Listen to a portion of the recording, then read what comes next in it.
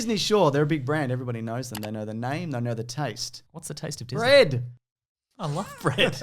Can't get enough of bread. It's everywhere. Yeah. You can't escape it. Bad for you if you eat too much of it. All the supermarkets, everything's being replaced by bread soon. You'll only be able to get bread. That's right. You want to watch something else on TV? Too bad. Eat this plate of bread. That's right. Watch the bread channel. Bread Plus. It's just more bread. Except it's $9 a month, whether you eat the bread or not. What we're talking about today, though, is an interesting thing, I feel. The title of this is something like The Secret Disney Flops or something like that. Like whatever I ended up calling it. You know how it is. Because Disney, of course, inherited 20th Century Fox's properties. But almost exclusively the properties that they've released under Fox, which Fox made, have been tanking horribly. The transaction actually happened, like officially March 20 of 2019. So this is everything that's come out after as a 20th Century Fox property, which of course is not labeled 20th Century Fox anymore. They're rebranding to a slightly different thing, as I'm sure people are aware. We recently did a video on the biggest flops of 2019, and I forgot to mention in that video, but movies need to double their budget to make their money back, because you need to double the budget of a film to factor in marketing. But let's start with a Disney win, Mason. This movie is called Breakthrough. It's a true story. It's a Christian drama about a boy who falls through ice, and then they think he's going to die or be in a coma, but he wakes up and he's fine. On a budget of $14 million, it made $50.4 million. Out of the gate, feeling good. Things looking good for Disney. That made some money. Yes, that's right. Next up, of course, we had Dark Phoenix. Oh, yeah. We talked about this recently, but on a budget of $200 million, technically $4 for marketing, it made $252 million at the box office, and it wasn't a good film. Sure. That was destined to never be good or do well, I feel. Like, I feel like these aren't Disney's fault. These are just things that Fox made and then went, here you go, deal with this. So I'm not really surprised by that. Are you surprised by that? Not at all. No. I mean, the gas was running out of the tank of the X-Men franchise. Not surprising at all. I don't think that is a worthless property, though, and we'll talk about that more at the end. Because obviously it's the X-Men. So even though it's stale bread, you could maybe wrap it in a Mars bar. Make French toast out of it. Very good. French X-Men. Next up, I feel this next one, I feel, didn't deserve to tank. And we'll see. Also, to be fair, technically didn't. Stuber, on a budget of $16 million, made 32, that's double, $0.4 million, which means it at least made, if these numbers are correct, which they're probably not, $400,000. So there you go. Good for them, sure. They're in the bloody green, mate. Don't even worry about it. Wow. It's technically a win. I don't think that's not. Have you seen that? It's like a fun kind of buddy cop movie. Okay, right, sure. It's kind of surprised that it did that badly, because it's got some popular people in it, and it's got some good jokes. Are you familiar with the art of racing in the rain? The concept of it? Because we've all done some street racing in the rain, right? Definitely, yeah. Yeah, that's right. Denny Swift is a Formula One race car driver who understands that the techniques needed on the racetrack can also be used to successfully navigate everyday life. On a budget of vaguely between 80 to 50 million, which is the reported budget. 80 to 50 million. Sorry, 18 to 50 million. Oh, 18 to 50 million. Okay. I said that wrong. That's a broad spectrum, right? It really is. So they're really kind of hiding some numbers here. It made 33.8 million. So whatever way you look at it, whether it be 18 or 80 or 50, that one did not make its money back. Next up, we've got... Is anybody famous in that? The guy from the Gilmore Girls. Rocky's son. Oh, Milo Ventimiglia. Exactly, Mason. Right, okay. Heroes' Own. Yeah. I like him. Yeah, sure. No one saw it. Next up, we've got Brad's Dadstra. Brad Pitt goes to space to find his dad. Yeah, I remember. Does he find him? Spoiler alert, yes. Not a terrible film by any stretch, but on a budget of $87.6 million, it only made $127.2. Sure, okay. I feel like that's one of those ones, like, was that ever going to do well? Sad Brad Pitt in space looking for his dad? Here's the thing, it could have, if they'd maybe not buried the lead. Instead of being sad Brad Pitt in his space looking for his dad, it could be sad Brad Pitt in space and he's fighting a killer monkey on a satellite or whatever happened in that movie. Oh my God, it really takes a turn. Yes. Yeah. I liked the bit with the moon chase. Past the monkeys, I'm kind of like indifferent to that movie. This movie does have laser guns in it. Yeah, it does. Maybe sell it on that. Maybe sell it like it's a Planet of the Apes sequel. Exactly. Put some monkeys and laser guns on the poster, then you got yourself a winner. Don't put sad Brad Pitt. Nobody wants to see sad Brad Pitt. They want to see happy Brad Pitt and his abs. No bread on bloody Brad Pitt's plate. You know he's no Brad Pitt. No, not at 56 years old If either. anything, he has a bread pit and he throws all the bread that he receives. Doesn't eat the bread. No. Abs for days. Terminator Dark Fate on a budget of $185 million, which seems too much for a Terminator film. It made $261 million worldwide. Domestically, it didn't do too badly. It was only $17 million less than Terminator Genesis. So it didn't do that much worse than the previous one. Okay. But I still feel like And I've seen the comments of get woke, go broke. You went too woke, and now you've gotten broke or whatever. This has been a dying franchise for a very long time. Oh, yeah, for sure. 100%. And what seriously killed this though was the previous one did very well in China, Terminator Genesis. That's why they also made this one, because it made $50 million more the last time than this one. So overall, not good, but mostly because it didn't do well internationally. I see. Kind of and it also got woke and got broke, obviously. And you know what they don't have a lot of in China? What's that? Bread. It's mostly rice, isn't it? Mostly rice, yeah. Still carbs though, isn't it? Ford v Ferrari. Budget of 97 million, only made 211 million, which kind of surprised me.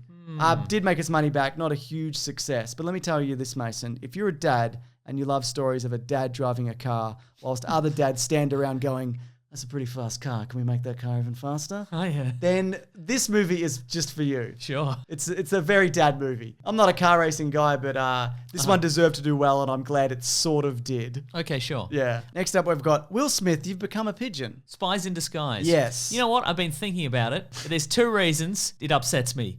1, Will Smith turning into a bird is funny in live action, but in animation, who cares? Okay. And 2, it's called Spies in Disguise. That's what spies are. They're in disguise. Be like calling a movie Water's Wet. I still love that first trailer where it's like super spy Will Smith and he's on cool adventures and he's slipping into fast Lamborghinis, and then it's just smash cut. He's a pigeon. It's just a pigeon now. But there's no like how he becomes a pigeon. Yeah, right? He just is. So that budget was 111 million, and it's got Tom Holland and other names presumably in it, but it only made 117.5 million. Now we're in the 2020s, Mason. You know that.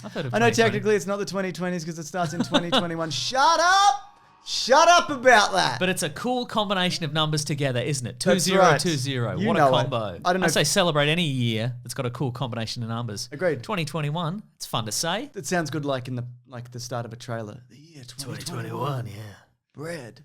There's less of it or more of it. The world's drowning in bread.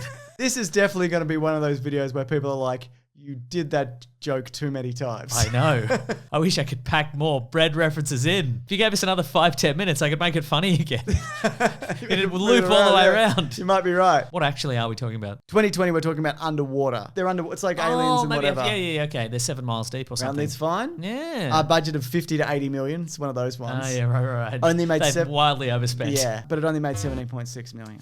I mean, January is the dumping ground for things, and just like right. So it seems like they didn't have that much faith in it, regardless. But yeah, didn't do super well. Upcoming though, yes, there's some big hits on the way. Oh yeah, I'm ready. New Mutants. That won't do well. But you know what? I'm gonna regret this. They're giving Josh Boone, the director, free reign, it seems. He's like, this is my version. Whatever he wants, yes. And I think that's smart. And I mentioned this recently on our podcast, The Weekly Planet, where we talk movies and comics and TV shows, where we talked about all the upcoming movies of 2020. If they let him make his own version, because they probably don't think it's going to do well anyway, then people aren't going to be screaming for a specific other cut of it. That is true. It's just the version that there is. And if it tanks, which it will, they can blacklist him like they were going to anyway. That's right. Also, we've got The Call of the Wild. I don't know what it's about, but I've seen Harrison Ford sitting next to a dog. It's probably about Harrison Ford's friendship with a dog. I hope so. Or his bitter rivalry with a dog. Yes. But also they've got The King's Man coming up. Yep. Death on the Nile.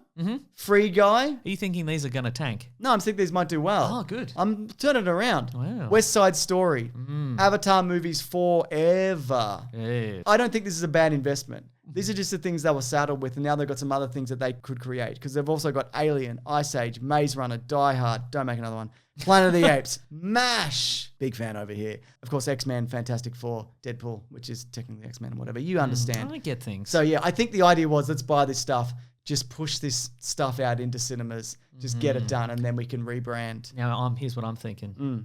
Deadpool. Yeah. But Breadpool. Takes off his mask. Loaf of bread for a head. See, there's no bad ideas in spitballing. I don't think that's true. So anyway, I just thought it was interesting that what would have happened to 20th Century Fox, I mean, imagine the year they would have had if they didn't sell these things off. You know what I mean? They would have had to sell the end of this year. I mean, that is an absolute dire lineup of films. It really is. Not all terrible, but very bad outcome overall. Yeah. And Disney made $11 billion or whatever $12 billion, whatever it was last year. Yeah. Anyway, movies. They would have had the yeast successful year they've ever had. Yeast is in bread. Yeah, no, we all understand. See, what's happened here is I only just realised that I should have been doing a lot of bread-based puns. Yeah. And that's the first one I could think of. So this is going to go 10 more minutes, right? You cannot escape these. Anyways, like I said, we do have a podcast called The Weekly Planet where we talk movies and comics and TV shows that comes out every Monday morning. You're on the commute to work, you want something to listen to? Yeah. You didn't hate this for some reason? I loved it.